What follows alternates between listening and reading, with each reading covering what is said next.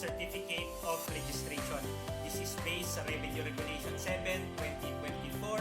Nakalagay sa Section 8, Transitory Provisions. Taxpayers are not required to replace its existing BIR Certificate of Registration na may nakalagay na registration fee.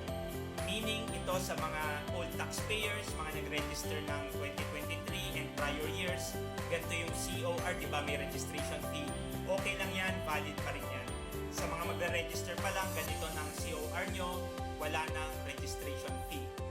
Very clear dito, hindi na magpapa-update kay BIR ng COR kung ang gagawin mo lang ay magpatanggal ng annual registration fee.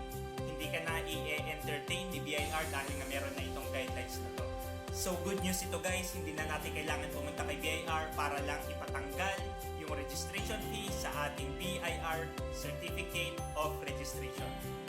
You are a freelancer at meron kang concern or question regarding freelancers BIR registration and freelancers tax compliance, comment mo lang yan at sasagutin ko yan.